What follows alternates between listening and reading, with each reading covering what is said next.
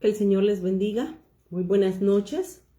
Vamos a dar inicio a la clase de este día, miércoles. Hoy tenemos 27 de octubre. El tiempo pasa muy rápido, pero bueno, vamos a darle gracias al Señor porque nos permite poder una vez más estudiar su palabra. El Señor nos permite la bendición y el privilegio de poder compartir su palabra. Si me acompañan, por favor, en esta hora vamos a orar y a entregarle al Señor este tiempo para que sea Él quien nos bendiga, quien nos ministre, para que sea Dios quien hable por medio de su Santo Espíritu a través de las preciosas palabras que Él ha dejado escritas en la Biblia.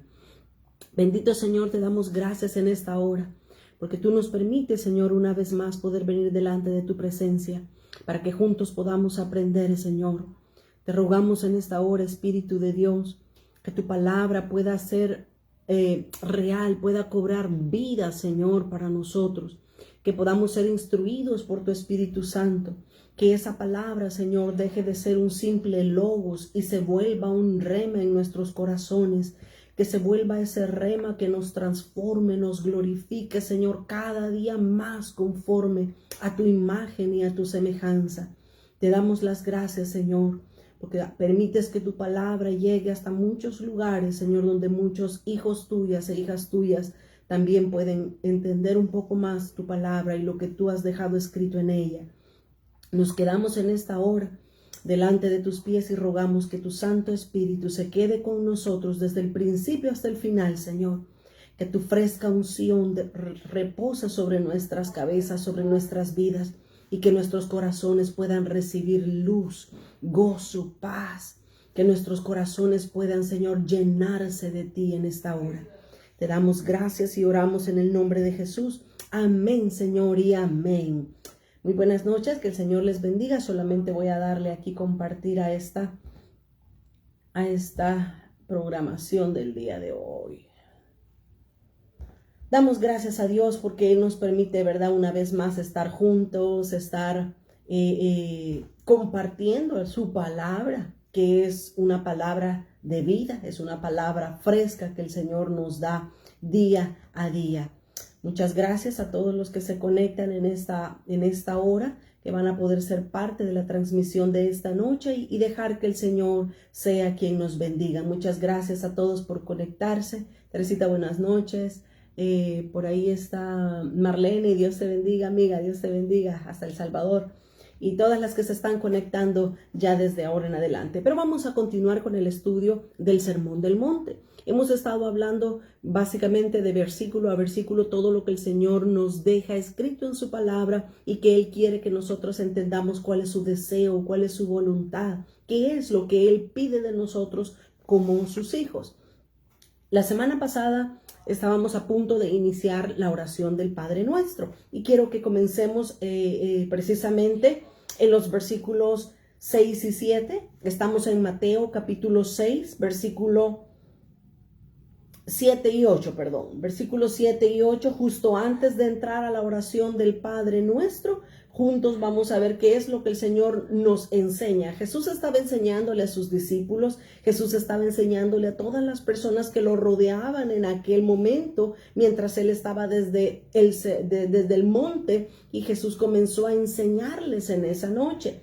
Dice el versículo 7 y 8, y orando, lo primero que Jesús enseña acerca de la oración es que no debemos hacer vanas repeticiones. Dice, y orando, no uséis vanas repeticiones como los gentiles, que piensan que por su palabrería serán oídos. Versículo 8, no hagáis pues semejantes a ellos, porque vuestro Padre sabe de qué cosas tenéis necesidad antes de que vosotros le pidáis. En primer lugar, nosotros podemos ver cómo el Señor Jesús nos enseña en esta oración del Padre Nuestro, nos enseña un modelo para la oración. No significa que nosotros necesitamos repetir varias veces, muchas veces, esta oración que Jesús nos enseñó, le enseñó a sus discípulos a hacer. Lo que está diciendo Jesús es dándonos una muestra, un ejemplo, un patrón de oración al que nosotros debemos de adoptarlo para presentarnos delante de nuestro Señor. Eso es lo que Jesús estaba haciendo en este momento. Su intención era que nosotros tomáramos como modelo la oración del Padre Nuestro, no para que la repitamos, no para que estemos constantemente repetirla y repetirla y repetirla, sino que para tomarla como un parámetro que nos guíe hacia la presencia misma de Dios. Así es que eso es lo primero que el Señor Jesús estableció. En el tiempo de Jesús, en el que Él anduvo acá en este tiempo, los rabinos, los maestros de ese momento, le enseñaban a repetir oraciones largas a sus discípulos, a sus seguidores.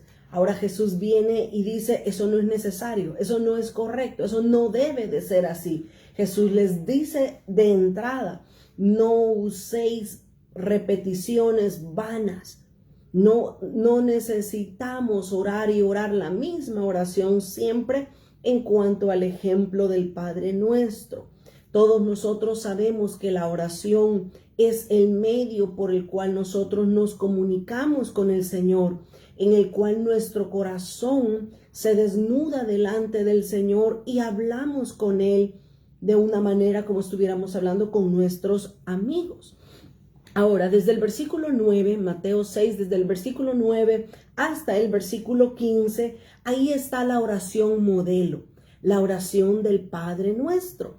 Y quiero en esta hora que nosotros aprendamos y veamos cada una de las frases del Padre Nuestro, no para repetirla, no para aprendérnosla de memoria y estar constantemente repitiéndola. No es esa la intención.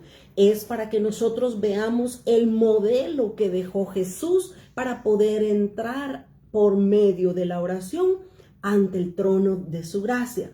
Dice el versículo 9. Cuando los discípulos le preguntaron a Jesús, enséñanos a orar. Entonces el versículo 9 es la respuesta de Jesús a sus discípulos y les dice, vosotros pues oraréis así.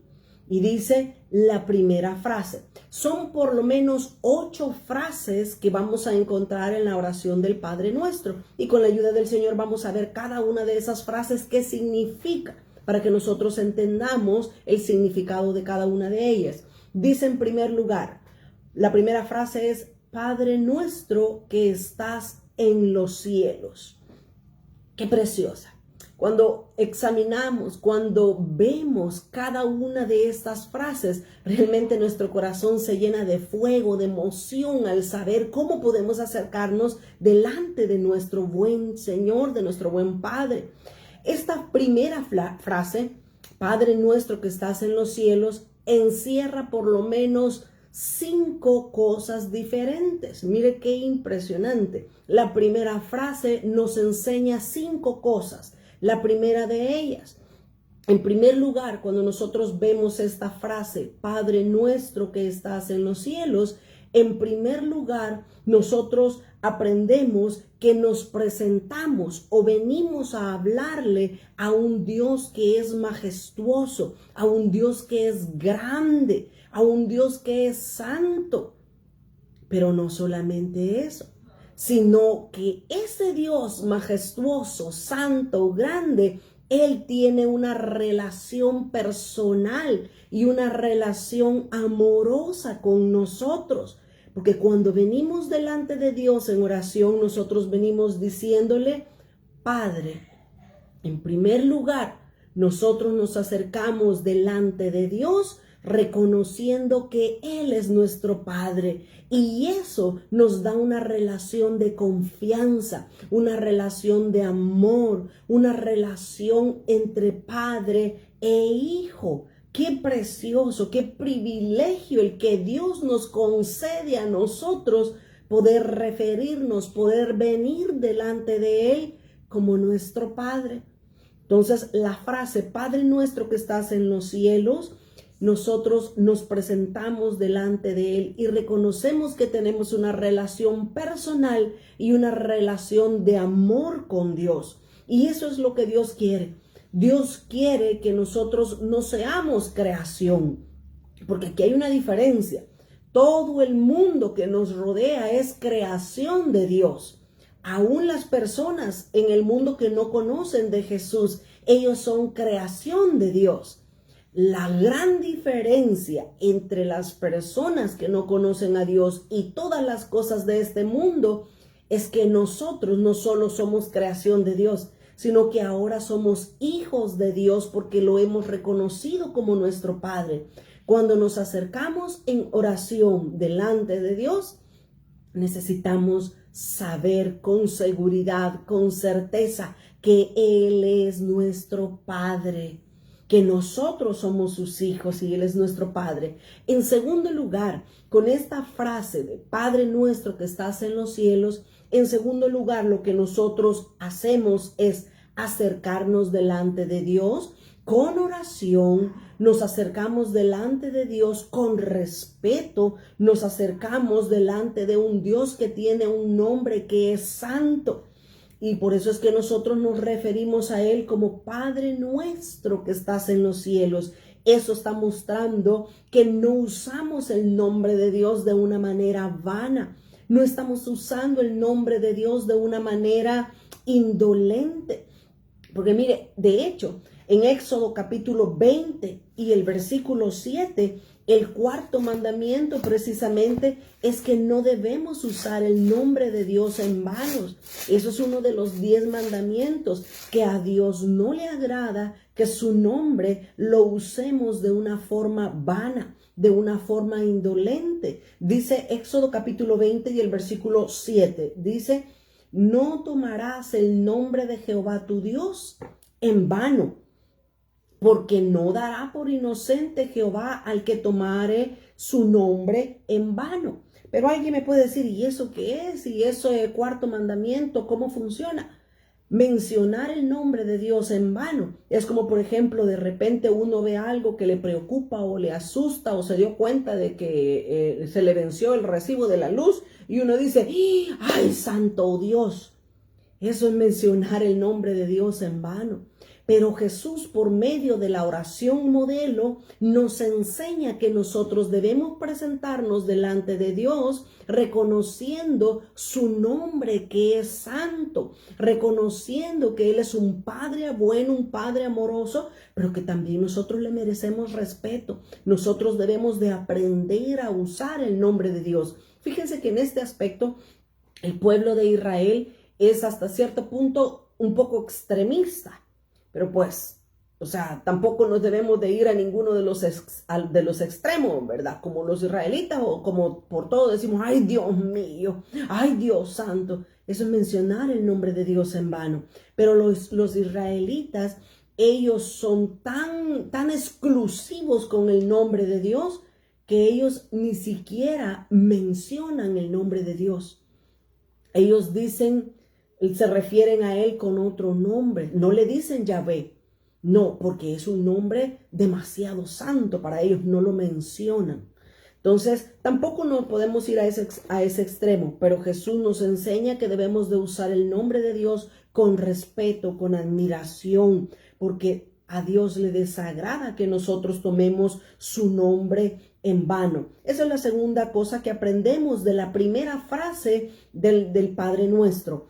En tercer lugar, nosotros aprendemos que tenemos una relación con Dios. Cuando nosotros aceptamos a Jesús, venimos a tener una relación con Dios. ¿Y cuál es esa relación? Lo que ya hemos estado hablando. Es una relación de que ahora somos hijos también de Dios. Cuando una persona acepta a Jesús como su Salvador, se vuelve hijo de Dios. ¡Qué privilegio más grande el que Dios nos concede a nosotros! Dice Romanos capítulo 8. Romanos capítulo 8 y el versículo 15 y 16 nos dice estos versículos que nosotros ya conocemos perfectamente. Romanos 8, 15.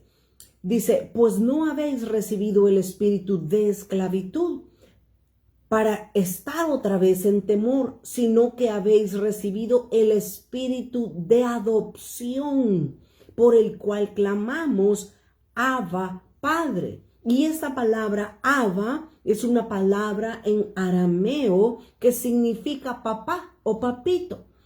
Cuando nosotros recibimos a Jesús, tenemos el privilegio, tenemos el derecho de ahora llamarle papito. Cuando nos presentamos delante de Él en oración, nosotros podemos decirle Padre, porque tenemos una relación, tenemos una posición de hijos de Dios. Qué privilegio cuando nosotros nos acercamos delante de Dios y con toda seguridad le decimos, Padre nuestro que estás en los cielos. Qué privilegio. Al aceptar a Jesús, Jesús se convierte en nuestro hermano mayor y nosotros somos coherederos con Cristo, así como dice también aquí el apóstol Pablo, ¿verdad? En los versículos más adelante, en el 17. Pero el verso 16, estoy en Romanos 8:16, dice, el Espíritu mismo da testimonio a nuestro espíritu de que somos hijos de Dios. Qué privilegio el que Dios nos concede por medio de Jesucristo de poder ser hijos del Padre. En cuarto lugar, lo cuarto que nosotros podemos aprender con la frase Padre nuestro que estás en los cielos es que no solamente nosotros tenemos una relación con Dios. Estamos hablando de que somos cristianos y asistimos a una iglesia. Cuando nosotros vamos a una iglesia y nos presentamos en oración delante del Padre, nosotros decimos, Padre nuestro, estás en los cielos. Pero lo mismo dice el hermano, la hermana que está a la par mía, todos los que están ahí en ese lugar, todos nosotros nos acercamos delante de Dios y nos referimos a Él como Padre. ¿Qué significa eso?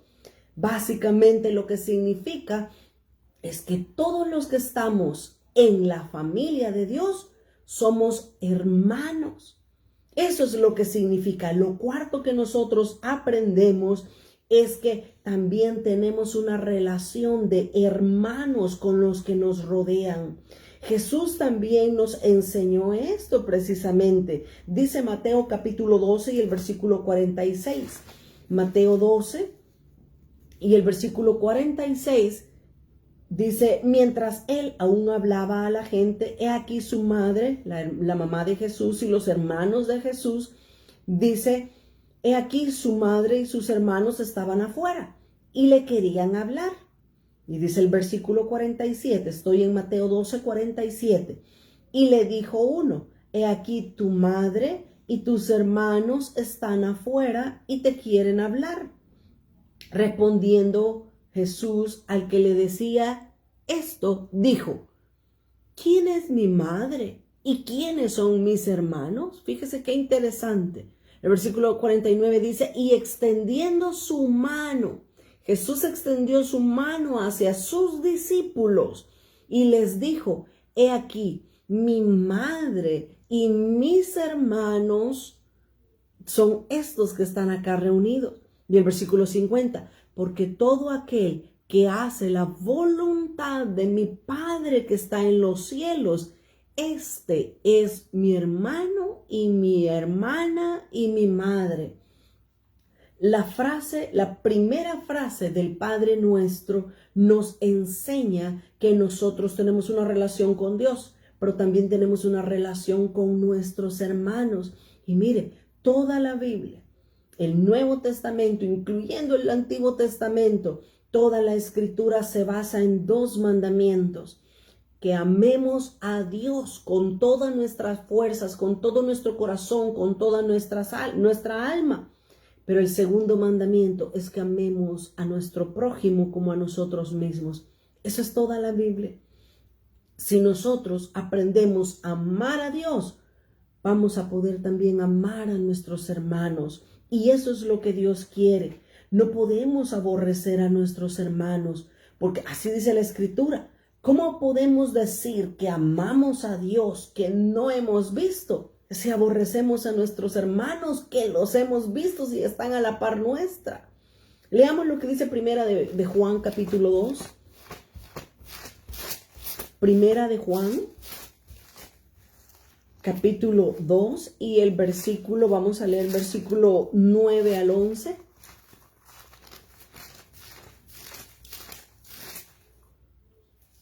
Primera de Juan 2, 9 dice: el que dice que anda en la luz y aborrece a su hermano, está todavía en tinieblas, dice el apóstol Juan. El que ama a su hermano permanece en la luz y en él no hay tropiezo. Pero el que aborrece a su hermano está en tinieblas y anda en tinieblas y no sabe a dónde va, porque las tinieblas le han cegado los ojos. Mire cómo la Escritura nos enseña que si nosotros somos hijos de Dios, debemos de amar también a nuestros hermanos. Toda la Escritura está entrelazada a ella misma, porque esa es la bendita palabra de Dios. La Biblia jamás se va a contradecir en lo que Dios ha dicho. Luego el capítulo 3, siempre en 1 de Juan, capítulo 3 y el versículo 1 dice: mirad cuál amor nos ha dado el Padre para que seamos llamados hijos de Dios. El Padre nos ha amado a nosotros y nos ha dado la oportunidad, el privilegio de ser hechos hijos de Dios. Si Dios nos ha perdonado a nosotros nuestras faltas, ¿por qué nosotros no debemos de perdonarle a nuestros hermanos sus faltas? Más adelante vamos a seguir hablando, porque aquí en esta oración del Padre Nuestro, Jesús toca este punto del perdón y toca este punto de que no debemos de retenerle a nadie el perdón. Pero vamos a hablar más adelante que una cosa es perdonar a nuestro hermano, pero otra cosa muy diferente es la confianza que se perdió por una falta. Pero bueno, no me voy a meter a ese asunto por ahorita. Quedémonos en que si nosotros amamos a Dios, si tenemos una relación con Dios como un padre, significa que nuestros hermanos también son hermanos, son hijos de un mismo padre. Por eso tenemos que aprendernos a tener un amor genuino, un amor real, un amor que no sea fingido, un amor que no solamente sea interés por algo, un amor nacido de Dios, ¿verdad? Eso es lo que Dios quiere. El amor cristiano no es un sentimiento. El amor cristiano es una elección. Yo, usted, cada uno de nosotros decidimos amar a una persona. Y eso, pues, pule nuestra naturaleza carnal. Pero veamos en quinto lugar. En quinto lugar, la frase del Padre Nuestro que estás en los cielos, lo último que nos enseña es que Dios conoce nuestras necesidades y que todas nuestras necesidades están cubiertas en Dios. ¿Por qué? Porque nosotros le decimos Padre. Y Jesús lo dijo, Jesús puso un ejemplo. Dijo, si ustedes que son padres y son malos, saben dar cosas buenas a sus hijos, ¿cuánto más el Padre que está en los cielos puede darnos cosas buenas a nosotros? Así es que cuando nosotros nos acercamos delante de Dios y le decimos, Padre nuestro, estamos reconociendo que nosotros dependemos y todas nuestras necesidades están saciadas en Dios. Así lo dice el Salmo 103. Veamos lo que dice Salmo 103 y el versículo 13 y 14. Salmo 103, versículo 13 y 14 dice, como el Padre se compadece de los hijos, se compadece Jehová de los que le temen. Porque Él conoce nuestra condición, se acuerda de que somos polvo. Padre, nuestro Dios es un Padre responsable. Aquí me encanta esta palabra en el versículo 13 que dice, como el Padre se compadece. En el original, en el hebreo, la palabra que se utiliza para compadecerse es acariciar. Entonces este versículo se lee como el Padre acaricia de sus hijos. También el Padre Celestial, también Jehová acaricia o se compadece de los que le temen. Qué precioso, qué privilegio el que Dios nos concede de poder tener esa relación tan estrecha, de padre a hijo. Ahora, vámonos a la segunda frase. Regresamos a Mateo capítulo 6 y en el versículo 9. Mateo 6, 9 dice la primera frase que ya la estudiamos, ya la vimos, dice, Padre nuestro que estás en los cielos. La segunda frase es, santificado sea tu nombre. Ahora, esta frase es también preciosa en sí, porque en esta segunda frase lo que nosotros estamos haciendo es reconociendo que su santidad es por sobre todas las cosas. ¿Cuál es la frase? Santificado sea tu nombre. Cuando nosotros nos acercamos a Dios por medio de la oración, necesitamos presentarnos con toda reverencia, con todo temor. Pero cuando nosotros le decimos que Él es santo, también debe de ir implícito en esa relación, en esa actitud, debe de ir nuestra obediencia, nuestra sumisión y nuestra dependencia de Dios. Cuando nosotros le decimos a Él, santificado sea tu nombre, nosotros estamos reconociendo que solamente Él es santo. Dios es santo, así lo dice la Biblia, así lo dice la Escritura. Dice Deuteronomio capítulo 7 y el versículo 6. Deuteronomio 7 y el versículo 6 dice, porque tú eres pueblo santo. Mire lo que Dios le dice a Israel, porque tú eres pueblo santo para Jehová tu Dios. Jehová tu Dios te ha escogido para hacerle un pueblo especial, más que todos los pueblos de los que están sobre la tierra. El deseo de Dios es que nosotros también podamos ser santos. Si Él es santo y nosotros somos sus hijos, Él también quiere que nosotros seamos santos. Ahora, la pregunta es, ¿y nosotros queremos ser santos? Y nosotros queremos en realidad participar de la santidad de Dios. Porque ese es el punto. Si Él es nuestro Padre, nosotros debemos parecernos a Él, ser santos como Él es santo. Veamos lo que ahora dice Levíticos capítulo 11 y el versículo 44. Levíticos 11, 44 dice, porque yo soy Jehová vuestro Dios.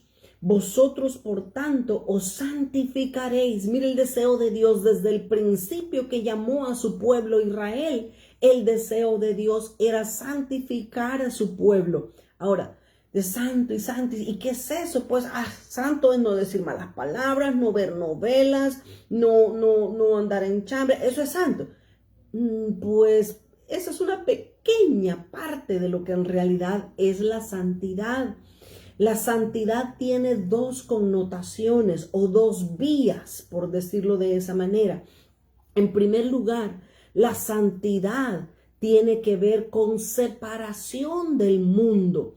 Ya no hacer lo que hace el mundo, ya no practicar lo que el mundo hace, porque ellos no quieren agradar al Padre que está en los cielos. Nosotros, si queremos ser hijos de Dios, si queremos santificarnos así como Dios es santo, necesitamos separarnos del mundo.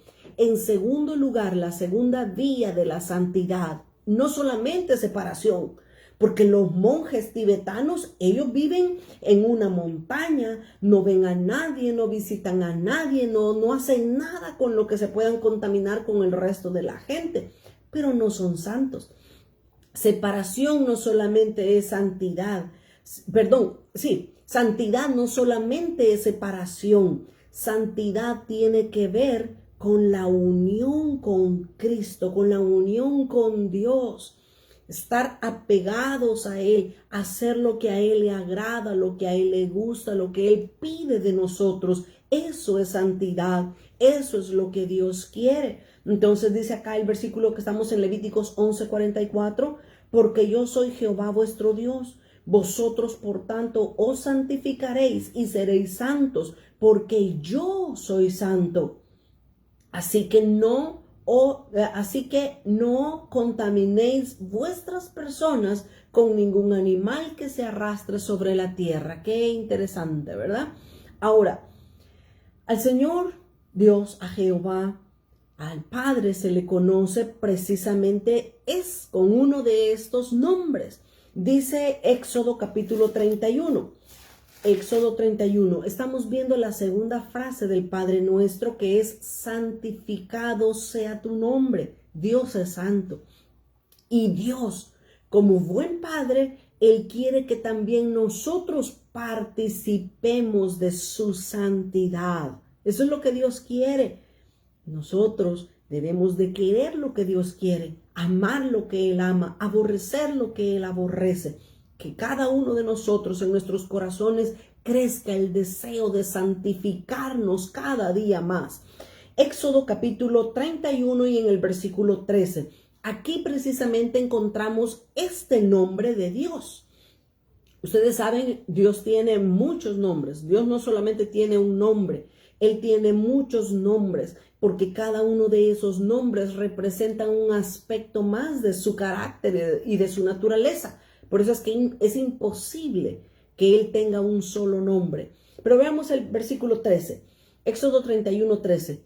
Tú hablarás a los hijos de Israel diciendo: en verdad vosotros guardaréis mis días de reposo, porque es señal entre mí y vosotros por vuestras generaciones, para que sepáis que yo soy Jehová que os santifico.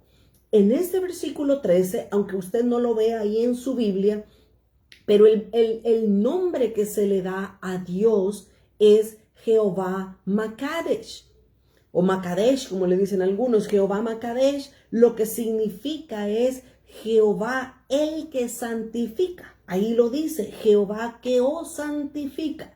Ese es el nombre de Dios que se utiliza en este versículo, Jehová Makadesh, queriendo decir entonces que Él es santo y Él tiene la capacidad en Él mismo de santificarnos a cada uno de nosotros. Dios es tan grande, Dios es tan bueno, que Él nos da a nosotros el privilegio, la oportunidad de que podamos ser santos como Él es santo, que nosotros podamos participar de su naturaleza de santidad. Qué precioso el privilegio que Dios nos da. Dios no puede santificarse a Él mismo, porque Él ya es santo. Dios quiere santificarnos a nosotros. Mire lo que dice Isaías capítulo 6 y el versículo 3. Isaías 6, 3. Aquí hay un versículo bastante interesante, porque dice el versículo 6, el capítulo 6, versículo 3, dice, y estoy en Isaías 6, 3. Y el uno al otro, está hablando de los serafines que están en la presencia de Dios, el profeta Isaías.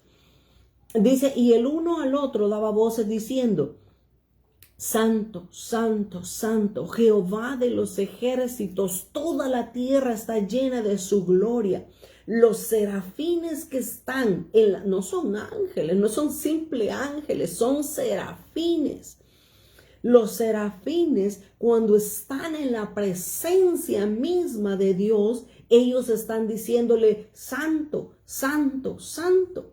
Pero aquí la pregunta que se viene es: ¿y por qué los serafines dice que están diciéndole santo, santo, santo? Si iniciamos al principio diciendo que Dios dijo que no quería vanas repeticiones, Dios no quería que te repetir y repetir lo mismo.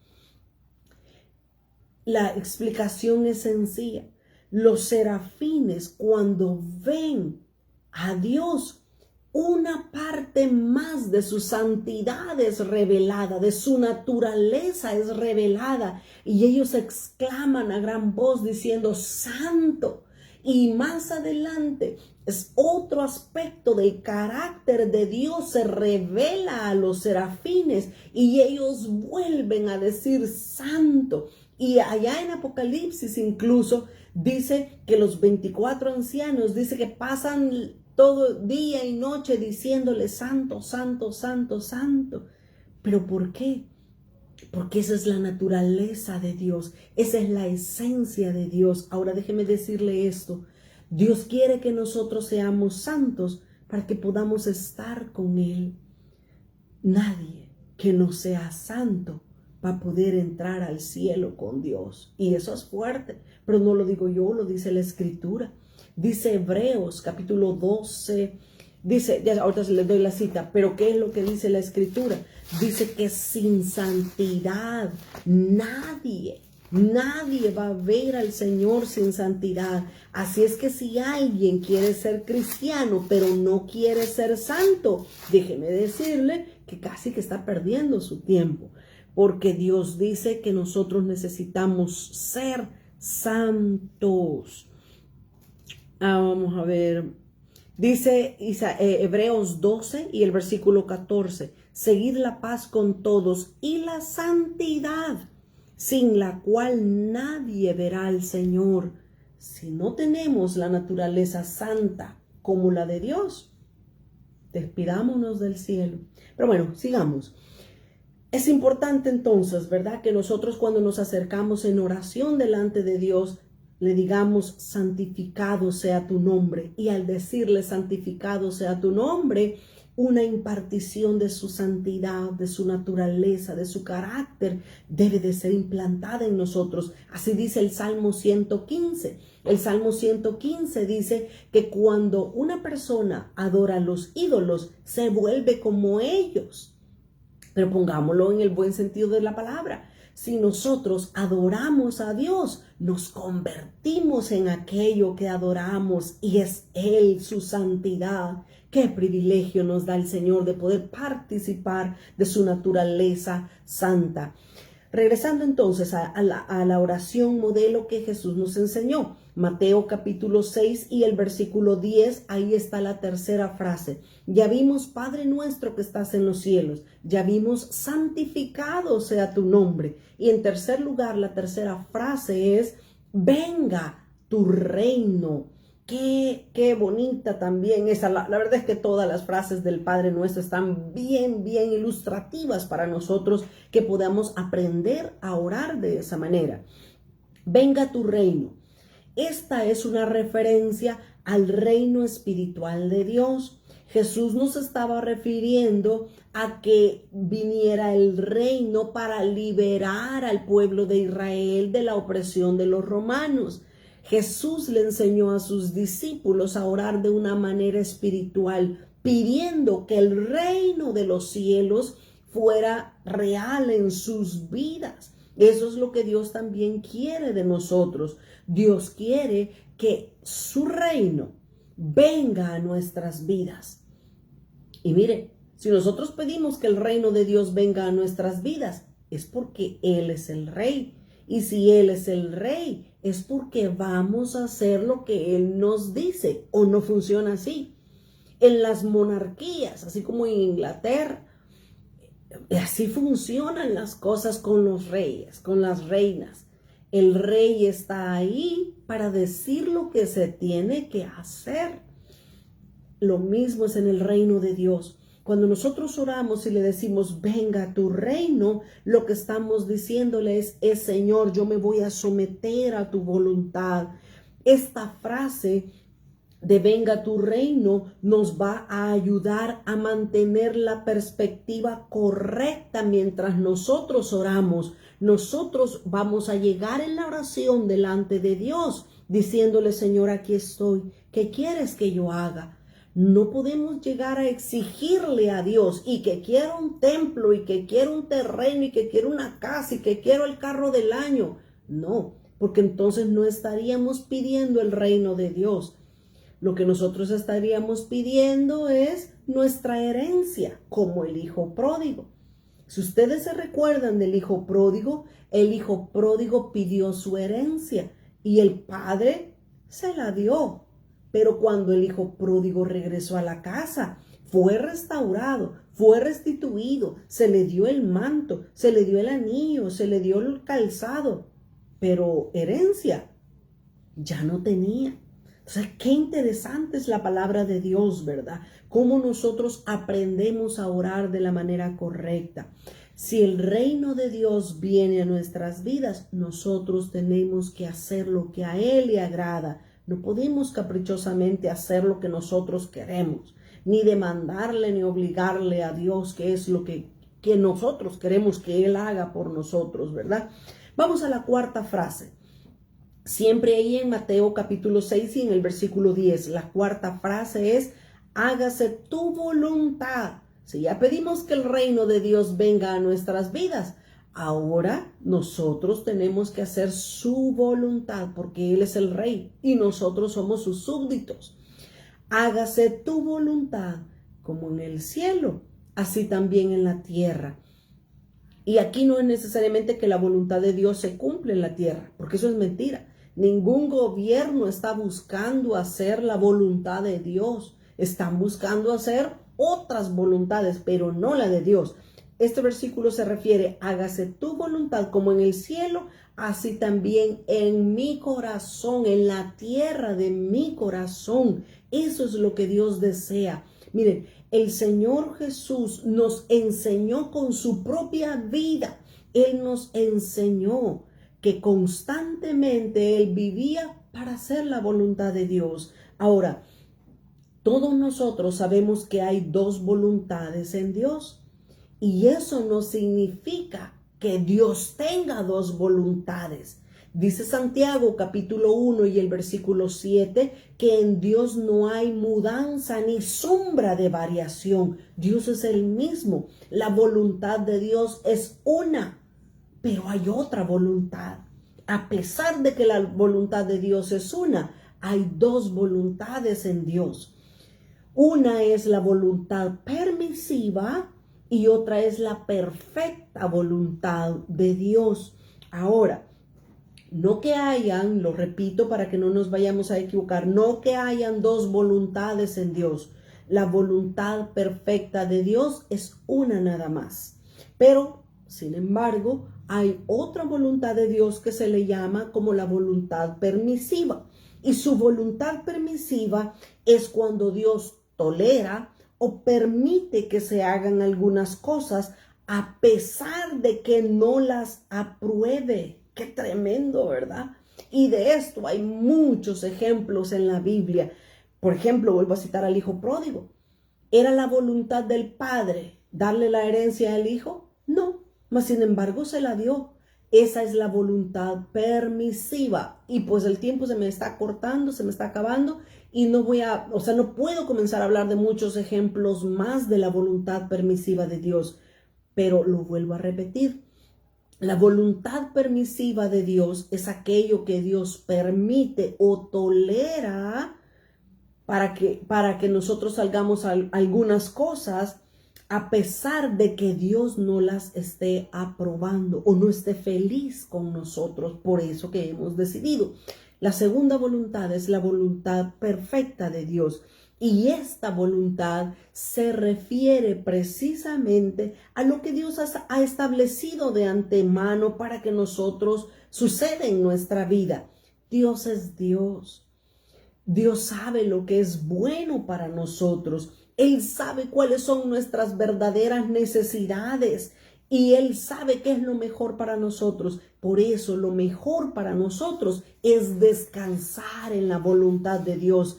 Si Él nos da lo que se ha propuesto, lo que ha establecido de antemano, eso es bueno para nosotros y debemos de agradecerle.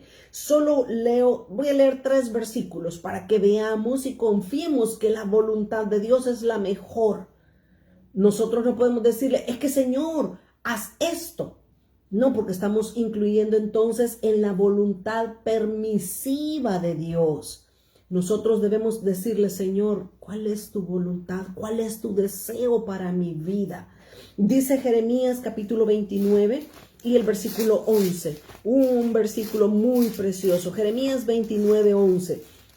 Dice este versículo, porque yo sé, dice Dios, yo sé los pensamientos que tengo acerca de vosotros, dice Jehová, son pensamientos de paz y no de mal para daros el fin que esperáis. Dios tiene una voluntad buena, una voluntad hermosa para nuestras vidas. ¿Por qué no confiar en la voluntad de Dios? ¿Por qué no confiar en lo que Dios quiere dar a nuestras vidas? Aprendamos a mantenernos en la voluntad perfecta de Dios, no en la voluntad permisiva. Segunda de Corintios capítulo 1 y el versículo 20. Segunda de Corintios 1:20 dice, es segunda, estoy en primero. Dice el versículo 20, porque todas las promesas de Dios son en Él, sí, y en Él, amén, por medio de vosotros para la gloria de Dios. Y luego Romanos 12 y el versículo 2 nos dice la palabra de Dios que la voluntad de Dios es buena, agradable y perfecta. Romanos 12:2.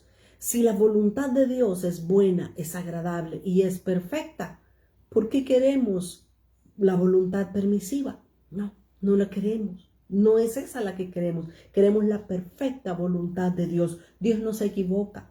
Nosotros nos equivocamos todos los días. Dios no. En todos los evangelios, pero específicamente en el evangelio de Juan, ahí vemos al Señor Jesús. Como Jesús no solamente oraba esta frase, hágase tu voluntad como en el cielo, también en la tierra. Jesús vivía haciendo la voluntad de Dios en cada momento de su vida. Mire Juan capítulo 4. Juan capítulo 4. Ahí vemos cómo Jesús le dice a sus discípulos en el versículo 34. Juan 4:34. Jesús les dijo, mi comida es que haga la voluntad del que me envió y que acabe su obra. A Jesús no le importaba tanto llenar su estómago. A Jesús, su comida, dice él, que era hacer la voluntad de Dios. Si Jesús vivía así, que era el Hijo de Dios, ¿qué hacemos nosotros lejos de la voluntad de Dios? Jesús no es nuestro ejemplo. Él es nuestro ejemplo a seguir. Jesús decía que su comida, su deleite era hacer la voluntad de Dios. También dice Juan 5:30. Juan 5 y el verso 30. No puedo, decía Jesús, no puedo yo hacer nada por mí mismo. Yo no hago lo que yo quiero, dice Jesús. Según oigo, así juzgo, y mi juicio es justo, porque no busco mi voluntad, sino la voluntad del que me envió. Y dice Jesús, la del Padre, dice claramente. Qué precioso cómo vivía Jesús, ¿verdad? Juan 6:38, aquí mismo en el Evangelio de Juan 6 y el versículo 38, porque he descendido del cielo, dice Jesús, no para hacer mi voluntad, sino la voluntad del que me envió. ¡Qué increíble! Jesús, que era el Hijo de Dios, quería permanecer en la voluntad de Dios. ¡Qué ejemplo!, ¿verdad? 5:19 de Juan. Respondió entonces Jesús y le dijo, de cierto os digo, no puede el Hijo hacer nada por sí mismo, sino lo que ve hacer al Padre, porque todo lo que el Padre hace, también lo hace el Hijo igualmente. Nosotros debemos de imitar estas mismas actitudes de Jesús. Al hacer esto, al hacer la voluntad de Dios, créanme que eso nos producirá paz, nos producirá una paz, un gozo profundo y nos dará reposo. No nos tenemos que comparar ni hacer lo que los demás hacen. Tenemos que hacer simplemente la voluntad de Dios. Si vemos que allá a aquellos les funciona lo que hacen, que todo les va bien, eso es lo que Dios les ha pedido quizás a ellos. Nosotros busquemos hacer la voluntad de Dios siempre. Regresamos entonces a Mateo. Esa era la cuarta frase de la oración del Padre Nuestro. La quinta frase está en Mateo capítulo 6 y en el versículo 11. Mateo 6:11 dice, el pan nuestro de cada día, dánoslo hoy. Esta es la quinta frase. Y esta frase también encierra algo bien bonito. ¿Sabe por qué? Porque cuando nosotros oramos y le decimos, Señor, el pan nuestro de cada día, dánoslo hoy, lo que nosotros estamos haciendo es reconocer que Dios es Jehová Jireh, que Él es nuestro sustentador, que Él es nuestro proveedor. Y aquí mismo lo dijo en Mateo 6 y el versículo 8. Dice, porque vuestro Padre sabe de qué cosas tenéis necesidad antes que vosotros se la pidáis. Dios conoce nuestras necesidades. Eso no significa que no vamos a orar, que no vamos a pedirle. Debemos de pedirle. De hecho, Jesús nos está enseñando que oremos por el pan de cada día. Oye, esto es bien importante. Cuando usted se recuerda que Israel estaba en el desierto, Dios les habló y les dijo que salieran cada día a buscar el maná y que lo llevaran adentro de sus casas para que pudieran comer. Pero el sexto día ellos debían de buscar la porción del día 6, pero también iban a recoger la porción para el día séptimo, porque el séptimo día no iba a caer maná, porque era día de reposo. Ahora, ¿qué significa eso? Israel tenía que salir todos los días a buscar el maná fuera de la tienda, en el desierto, que caía del cielo. Brinco diéramos nosotros que nos cayera la comida del cielo ahora. Pero lo que nos está enseñando Dios en su palabra es precisamente eso. Dios sabe de qué cosas tenemos necesidad. El problema es que nosotros como seres humanos nos preocupamos, nos afanamos, nos estresamos porque vamos a comer mañana, porque nos vamos a vestir para Halloween, de que nos vamos a vestir para Thanksgiving, y estamos con la preocupación de lo que va a pasar meses más adelante. El Señor Jesús nos enseña a que pidamos, oremos por el pan de cada día, y dice, dánoslo hoy. Jesús no dice, y el pan nuestro de cada día, dámelo hoy, dame el de mañana. Pues sí, para estar seguro, acuérdese, mejor un pájaro en mano que 100 volando, ¿verdad? No, Jesús dijo, aprendamos a depender de Dios en todos los aspectos. Esta es la comida, pero igual tenemos que aprender a depender de Dios en todos los aspectos. Mire lo que dice Filipenses 4 y el versículo 6. Filipenses 4, 6. Cuando nosotros aprendemos a depender de Dios, no va a venir el afán y la ansiedad a nuestras vidas. Filipenses 4, 6. Por nada. El apóstol Pablo secunda lo que Jesús dijo allá en el Padre Nuestro. Dice, por nada estéis afanosos, sino sean conocidas vuestras peticiones delante de Dios en toda oración y ruego con acción de gracias. Y la paz de Dios, cuando no nos afanamos, cuando oramos, entonces la paz de Dios que sobrepasa todo entendimiento, dice, guardará vuestros corazones y vuestros pensamientos en Cristo Jesús. Qué precioso aprender a depender del Señor, ¿verdad? Primera de Pedro, capítulo 5 y el versículo 7. Primera de Pedro 5 y el verso 7 también dice, echando toda vuestra ansiedad sobre Él, porque Él tiene cuidado de nosotros. Qué lindo es nuestro Dios, como Él por medio de su palabra nos enseña que debemos de aprender a pedir por el pan nuestro de cada día.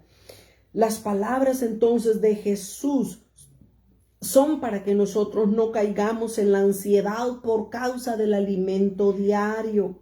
Nosotros debemos aprender a descansar en el Señor. Veamos la sexta frase. Mateo capítulo 6 y el versículo 12. La sexta frase dice, perdónanos nuestras deudas, así como también nosotros perdonamos a nuestros deudores.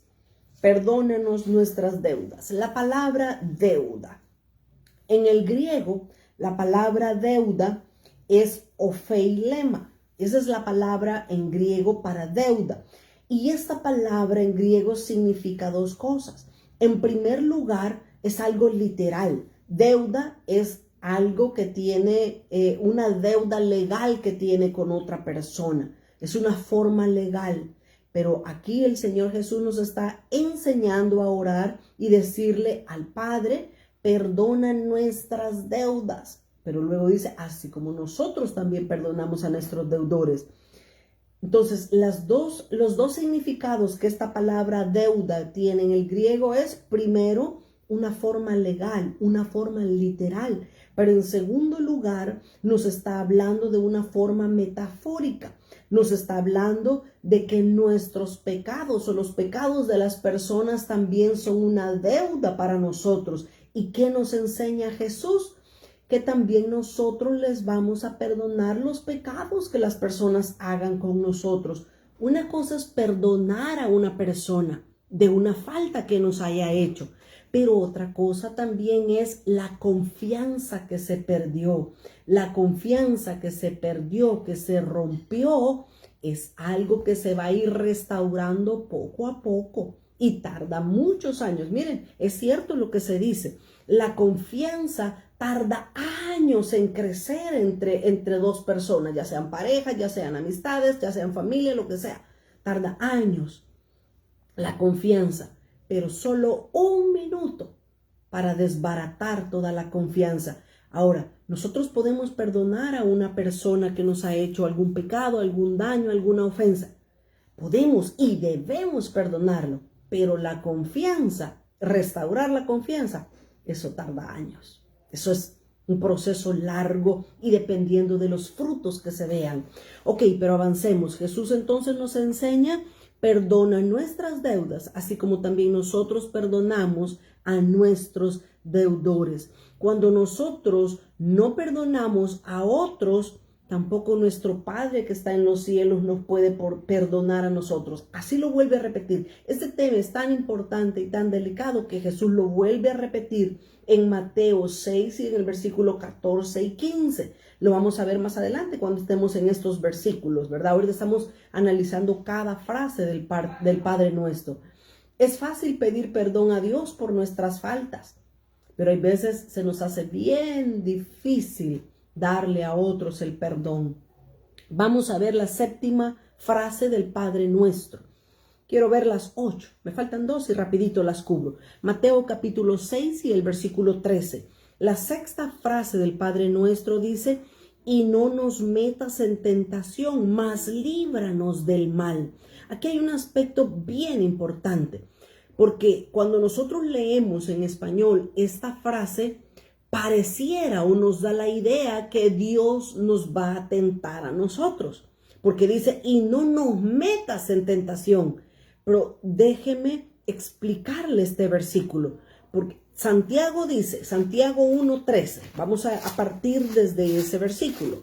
Santiago 1:13 dice, cuando alguno es tentado, no diga que es tentado de parte de Dios. Mire, por eso quiero explicar este versículo, porque si de repente alguien lee este versículo se puede confundir y decir, pero allá está diciendo en el Padre Nuestro, no nos metas en tentación, mas líbranos del mal. Pero aquí Santiago dice que ninguno es tentado de parte de Dios. Entonces, o sí o no, Dios no tienta a nadie. Oiga bien este concepto que le va a servir en su vida y en su caminar cristiano. Dios nos prueba. Dios prueba a sus hijos. Dios prueba a cada cristiano. Tenemos pruebas enviadas de parte de Dios. Quien tienta no es Dios. Quien tienta es Satanás, es el diablo. Porque Satanás tienta al cristiano para hacerlo caer. Dios prueba al cristiano para formar carácter, para formar madurez y para llevarlo a un nivel mayor. Mire eso qué interesante. Dice entonces Santiago 1:13. Cuando alguno es tentado, no diga que es tentado de parte de Dios, porque Dios no puede ser tentado por el mal, ni Él ni Dios tienta a nadie. Así es que aquí tenemos que explicar este versículo para no confundirnos. Para empezar, en el original no dice tentación. En el original, en el griego, la palabra que se usa es prueba. Entonces este versículo se lee, y no nos metas en prueba. Mire qué diferencia. Dios nos prueba, pero luego después de la coma dice, mas líbranos del mal. En el original dice, líbranos del maligno. Y eso es lo que debemos nosotros aprender a orar. Debemos aprender a orar y a pedirle al Señor que nos ayude en el tiempo de la prueba. Pero también debemos de pedirle que nos ayude y que el maligno no nos tiente para hacernos caer. La Escritura dice claramente en 1 Corintios capítulo 10 y el versículo 13. 1 Corintios 10, 13, la Escritura nos dice que nadie va a ser tentado más de lo que pueda sobrellevar. 1 Corintios 10, 13. No os ha sobrevenido ninguna tentación que no sea humana, pero fiel es Dios. Oiga, qué precioso. Fiel es Dios, que no os dejará ser tentados más de lo que podéis resistir, sino que dará también juntamente con la tentación la salida para que podáis soportar. Dios nos ayude cuando estemos en momento de prueba o cuando estemos en el momento de la tentación que el enemigo nos da. Dice Job 7:17. Job capítulo 7 y el versículo 17 dice: ¿qué es el hombre para que lo engrandezcas y para que pongas sobre él tu corazón y lo visites todas las mañanas y todos los momentos lo pruebes? Ve cómo Dios nos prueba, pero el diablo nos tienta para hacernos caer. Que Dios nos ayude. Que esta séptima frase nosotros podamos orar y decirle: Señor, no nos metas en prueba y líbranos del maligno. Última frase del Padre Nuestro. Dice, aquí mismo en Mateo 6:13 dice: porque tuyo es el reino, el poder y la gloria por todos los siglos. Amén. En esta frase nosotros estamos encomendando nuestro cuidado al Dios Todopoderoso, porque dice: tuyo es el reino. Pero también en esta última frase del Padre Nuestro estamos reconociendo el reino, el poder y la gloria que solamente le pertenecen a Dios. El reino, el poder y la gloria son exclusivos de Dios. De esta manera, entonces, nosotros estamos reconociendo que solo Dios es capaz de guardarnos sin caída. Suyo es el reino, suyo es el poder, suya es la gloria por los siglos de los siglos. Amén. Mire la preciosa doxología de Judas. Judas, capítulo universal, ¿verdad? Y el versículo 24 y 25. Aquí dice: y aquel que es poderoso para guardarnos sin caída y de presentarnos sin mancha delante de su gloria con gran alegría. Al único y sabio Dios, nuestro Salvador, sea la gloria, la majestad, el imperio y potencia, ahora y por todos los siglos. Amén. Dios es el único que nos puede sostener. De hecho, la palabra de Dios dice que el que está en sus manos, nadie lo puede arrebatar. Bendita sea el nombre de nuestro Dios y bendita sea su palabra.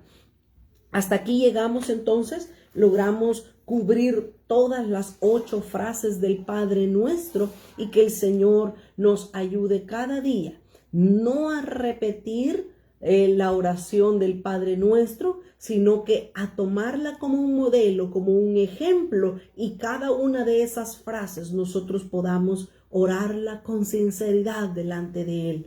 Muchas gracias por su tiempo, gracias por estar participando de la clase de este día. Vamos a orar y vamos a darle gracias al Señor porque nos permitió reunirnos y abrir su palabra. Bendito sea, Señor Jesús, te damos gracias en esta hora porque tú eres bueno y nos has permitido, Señor, poder aprender de tu palabra. Te damos gracias, Señor, honramos tu nombre y te bendecimos y te suplicamos, Espíritu Santo de Dios, que nosotros podamos caminar en tu perfecta voluntad, en esa voluntad, Señor, que es buena, agradable y perfecta.